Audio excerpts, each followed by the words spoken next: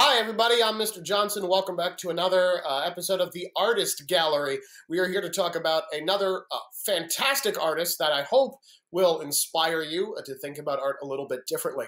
If you are one of my students, make sure you have your packet of images and a writing utensil, and you should be taking the notes that appear on the screen that correspond with each image that goes into your packet. And I'll be mentioning those as we go along. So I'm going to shrink myself over here so that we can talk about this week's artist, who is Jean-Michel Basquiat. And Jean-Michel Basquiat is a Haitian and Puerto Rican artist who works mostly in New York City in a graffiti style. Now, he was born on December 22nd, 1960 in New York, and he died on August 12th, 1988. So he unfortunately did not live very long. And I think he has such a fantastic background. He's so interesting. His art is so interesting. So let's take a look at this style. His art focuses on interesting dichotomies like wealth versus poverty and integration versus segregation, our inner selves versus our outer experience, things like that. He used social commentary in his paintings as a tool for introspection and for identifying with his experiences in the Black community of his time, as well as attacks on power structures and systems of racism. So here he is. He's a part of some interviews for magazines.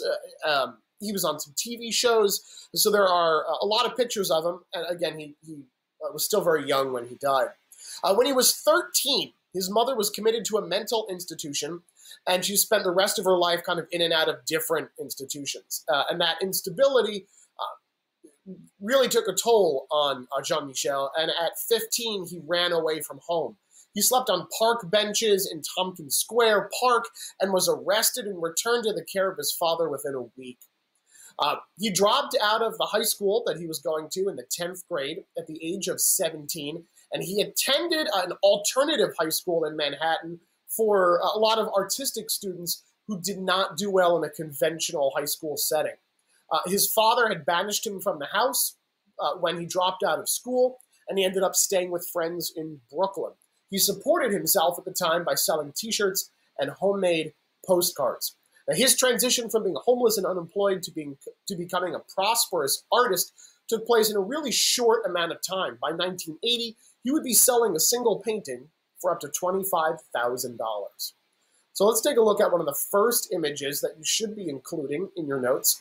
This is untitled. It's often known as the Skull, but it does not have an actual title. Painted in 1981 by Jean-Michel Basquiat, so all of this should be included in your journals. And this painting is about life, death, and creativity. Basquiat is known for saying, "I don't think about art while I work, I think about life." So here he presents us with a face, kind of in the shape of a skull. Now, although there are all the facial features, you can see the eyes, nose, mouth, kind of where the ear is, there's some hair on top. It definitely looks like a skull, looks kind of incomplete. So again, it's showing both that the skull image on the inside plus our features on the outside. And I love the way he plays with color and, whoop, I didn't mean to skip ahead. I love the way he plays with color and line and texture. He's got such a bold, painterly strokes with his brush on this canvas. You get all these wild action lines. The painting is frenetic. It's full of energy, even though the face kind of looks sad, right? He's got those low eyelids, so the eyes look like they're looking down. This style is a great example of what Basquiat always does, with these different forms and figures and abstract lines, shapes, and designs. I just think they're pretty cool. So here's another one, which I think is awesome. It's called Cabeza. This is painted in 1981. And again, I love the bold colors. I mean, you've got this black figure with white lines going through it against a bright yellow, again, yellow-orange background. These are colors that just explode off the surface. So if you're looking at this in a gallery, there's no way that your eye is not drawn immediately to this painting. It's full of these primitivism elements, which means an art style that is almost childlike. So you see the way the eyes and nose are drawn has this very childlike quality to it, which is in a lot of Basquiat's artwork. You've also included some writing, line work down. If you look kind of at inside the figure, I don't know if that's heart or stomach or something, or hand even that we're seeing. I can't really tell. And that's one of the things I like so much about his artwork, is that there's so much mystery and unanswered questions about them that it leaves a lot of that interpretation up to the viewer. Now, this one is called Hollywood Africans, was painted in 1983, and it's about the different stereotypes that Black people often are portraying in Hollywood and the entertainment industry. It's one of a series of paintings full of images and text. It was painted while Basquiat was on an extended visit to Los Angeles in 1983. And there are some autobiographical images on here. The three figures that are painted on here were all people who traveled with him. A rap musician, Rammellzee, a painter named Toxic. These are all people that he knew from New York. The digits of his birth date are included in there. And then other notations are historical, phrases like sugarcane, tobacco, gangsterism. They allude to limited roles available to Black actors in old Hollywood movies. And a lot of the things that are crossed out, he said, draws more attention to them. He says, and I quote, "I cross out words so you will see them more. The fact that they are obscured makes you want to read them." So things like Hollywood Africans, he's crossed out because, not only does it draw our eye kind of towards those words with those big, bold lines across them, but he's saying, is that such a thing, right, in 1983? Are there roles for African Americans in Hollywood? So he's doing art that is visually interesting. Again, bold colors, this bright yellow background, black and gray areas, this aqua blue down in the bottom, and then blue, red, and green, right, and for all the line work on the image. But not only is it a bold visual image, but it's talking about a lot of social issues and social commentary, which was very common for Basquiat's artwork. So I want to show you a video from a TED Talk on Jean-Michel Basquiat that I think is really fantastic. So hopefully this will give you a little more information about him and his life. A sky blue canvas ripped open by an enormous skull. Teeth bared through visceral slashes of oil and spray paint. In 2017, this untitled artwork was auctioned off for over $110 million. Whew. But it's not the work of some old master. These strokes of genius belong to 21-year-old Black Brooklynite Jean-Michel Basquiat, one of America's most charismatic painters and currently its highest sold. Born in 1960 to a Haitian father and a Puerto Rican mother, Basquiat spent his childhood making art and mischief in Boerum Hill. While he never attended art school, he learned by wandering through New York galleries and listening to the music his father played at home. He drew inspiration from unexpected places, scribbling his own versions of cartoons, comic books, and biblical scenes on scrap paper from his father's office. But it was a medical encyclopedia that arguably exerted the most powerful influence on Basquiat. When young Jean-Michel was hit by a car, his mother brought a copy of Gray's Anatomy to his hospital bed. It ignited a lifelong fascination with anatomy that manifested in the skulls, sinew, and guts of his later work, which frequently explores both the power and vulnerability of marginalized bodies.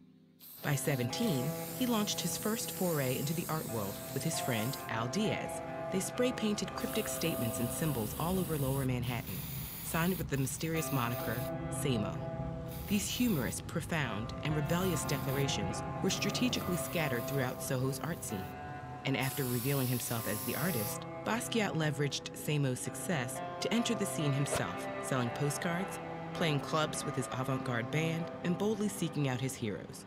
By 21, he turned to painting full-time. His process was a sort of calculated improvisation. Like beat writers who composed their work by shredding and reassembling scraps of writing, Basquiat used similar cut-up techniques to remix his materials. When he couldn't afford canvases, he fashioned them out of discarded wood he found on the street. He used oil stick, crayons, spray paint, and pencil, and pulled quotes from the menus, comic books, and textbooks he kept open on the studio floor. He kept these sources open on his studio floor, often working on multiple projects at once, pulling in splintered anatomy, reimagined historical scenes, and skulls transplanted from classical still lives.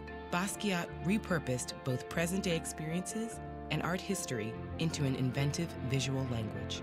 He worked as if inserting himself into the legacy of artists he borrowed from, producing collages that were just as much in conversation with art history as they were with each other. For instance, Toussaint Louverture versus Savonarola and Undiscovered Genius of the Mississippi Delta offer two distinct visions of Basquiat's historical and contemporary concerns, but they echo each other in the details, such as the reappearing head that also resurfaces in PPCD. All these pieces form a network that offers physical evidence of Basquiat's restless and prolific mind. These chaotic canvases won rapid acclaim and attention, but despite his increasingly mainstream audience, Basquiat insisted on depicting challenging themes of identity and oppression.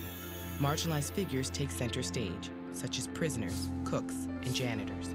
His obsession with bodies, history, and representation can be found in works evoking the Atlantic slave trade and African history, as well as pieces focusing on contemporary race relations. In less than a decade, Basquiat made thousands of paintings and drawings, along with sculpture, fragments of poetry, and music.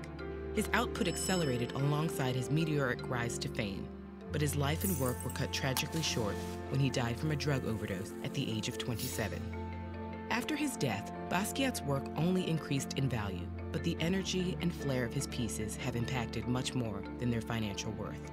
Today, his influence swirls around us in music, poetry, fashion, and film, and his art retains the power to shock, inspire, and get under our skin. If you want to keep exploring the world of art and artists, check out this playlist. I think it's so cool. His life, again, is tragically cut short, which is such a shame, as so many of these creative geniuses are. I really think that Jean-Michel Basquiat was a genius. The way that he uses color and mark making with no, formal art training. He mixes in contemporary social issues and poetry, text and texture and line work and color is really absolutely incredible. In this particular painting, Untitled, known as The Boxer from 1982, sold for over $13 million. So, this is a kid who ran away from home at 15, was homeless and poor, and ended up becoming extremely well known. He was friends with other contemporary artists at the time, including one of the most famous American artists ever, Andy Warhol. The two of them would hang out together and create artwork together. So this image that clearly shows triumph and strength, you've got a boxer with his arms, up, and triumph, which I think is really cool because Andy Warhol and Jean-Michel Basquiat would often put on boxing gloves and, pretend to box with each other when they were hanging out. There are photos of the two of them fake boxing each other, which I think is pretty cool, and images of them in poses like the painting. So this may have a deeper connection to Jean-Michel Basquiat than just the imagery. But it obviously depicts triumph and strength, which I think is pretty cool, even though the face is kind of scary. And then this is the last one I'll show you. It's called In Italian in 1981. I find this painting fascinating because, honestly, I don't know anything about it. But I love the color use. It's almost entirely cool colors, blues and purples and greens. You've got black and gray and white in there. The little touches of yellow and this orange color and this kind of crimson maroon color in there. A lot of words, things crossed out. The only actually Italian word on the painting called In Italian is this one, sangue, which is blood in Italian, and he's crossed it out. The other words here are in Latin or in English. So I find them just fascinating. He's someone I would love to be able to have a conversation with and find out what's going on in his head while he creates these. So the very last thing that I would like you to do is our journal prompt for Jean-Michel Basquiat. He is known for working on social and current issues into his drawings with a lot of words and poetry and imagery. So I would like you to choose one current social issue, anything that's going on in the world right now that you have an opinion about. Write a journal entry about your feelings about that issue. What's your stance on it, and why do you feel that way? I hope that it all goes well. Thank you so much for tuning in, and I will see you next week.